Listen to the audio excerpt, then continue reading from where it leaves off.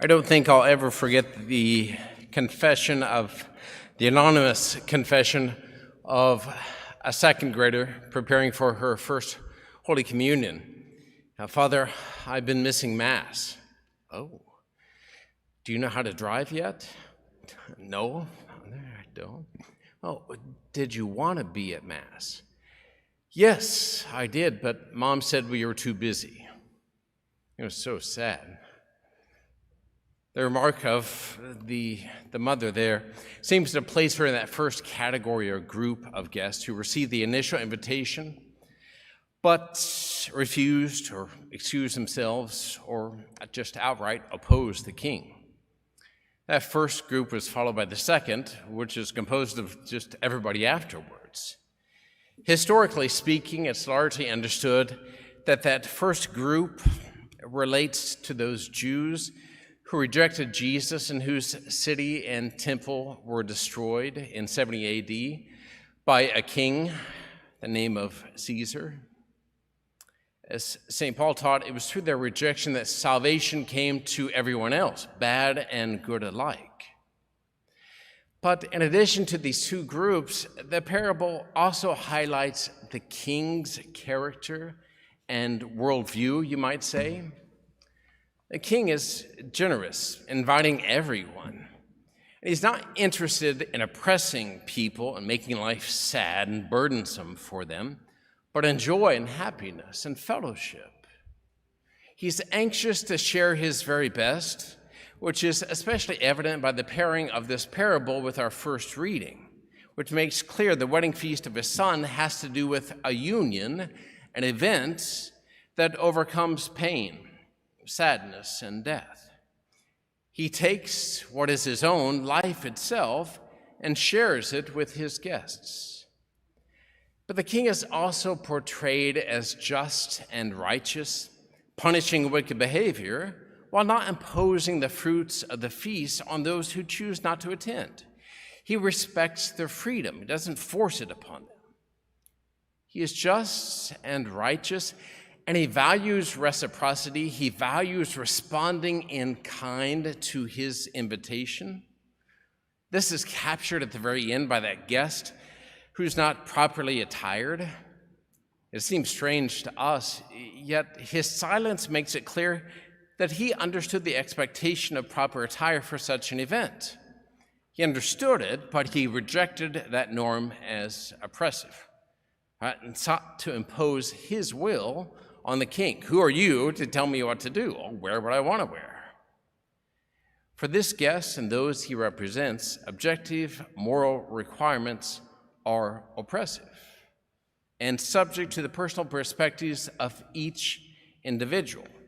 The darkness, the misery, and the limitations of which are manifested in the king's response. Bind him hand and foot, cast him into the outer darkness far from the light of truth, where there will be wailing and grinding of teeth. The king's sentence simply corresponds to the inner condition of the guest, bound, blinded, and at odds with others by the smallness of his perspective that he won't let go of. Darkness and wailing and grinding of teeth is not a bad description for the state of things in our day, is it? This parable made me think of a video I recently saw of Bishop Barron. Many of you know of him or follow him. He was a priest of Chicago, taught at a seminary where I was at, was later named the rector, and then a few years ago named a bishop of a diocese in California. He's got lots of followers on YouTube, and he said that a lot of people have been asking him, what's going on in our country? What's the deal? How do we get here? So he created this video in which he analyzes 4 thinkers and their ideas that have really impacted us. Here are 2 of them. The first is Karl Marx. You know that name. He lived in the 1800s, born in Germany. He was an atheist. Marx said that because people are so unhappy economically, we project outside ourselves a fantasy world to live in. Things are so bad that I just create this fantasy land. This conviction led him to say that religion, the fantasy world with God, is the opium of the people. You've heard that saying, the opium of the masses. Human beings take the drug of religion to dull their senses to their sufferings and to escape. Religion is part of the superstructure of society. So he understood society as being composed of the superstructure and the substructure, the inner part, which he identified as the economy. The economy throws up this outer superstructure, which consists of everything else in society. Politics, which often deal with the economy. The military, which often protects the economy or secures new resources for it. Entertainment, which diverts our attention from how bad and pathetic our lives really are. And then, of course, religion is part of that. The substructure throws up this outer part to enhance and protect it. Now, the point of the Marxist is to break through the superstructure, to break it apart in order to expose it for what it is, and to break its power over us so we can get to the economy and revolutionize it. As an image, you might think of the Wizard of Oz, of what Toto did. What do? He pulled the curtain back. Oh, and there's the wizard. That's what the Marxist does. This is all deception. Let's get to the core of what's going on. Now, Marx said this is done by stirring up antagonism between the oppressors and the oppressed, between the haves and the haves not. History is advanced through this conflict. Now, it's pretty easy to see this at play, stirring up discontent, breaking apart conventions, tearing down customs, fomenting conflict. It's astonishing how mainstream this has become.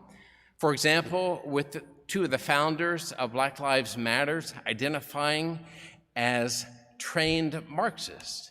It's amazing how mainstream this has become. That's the first thinker in his ideas. The second is Friedrich Nietzsche. He's also German from the 1800s, another atheist. He's the one who famously wrote, "God is dead and we killed him." From biblical times, God has been understood as the foundation of value and meaning and truth. He's the basis for objective truth and values, things that are true and right regardless of what you and I say about them. Well, if God is dead, then all we have left is my perspective and your perspective. There is no objective truth to unite us and bind us. Now, Nietzsche said the way to deal with this is through imposing your will by force. The people who win, who thrive, are those who dominate others through the power of their will. Now, if you need an image of this, well, just think of the bent of our politics.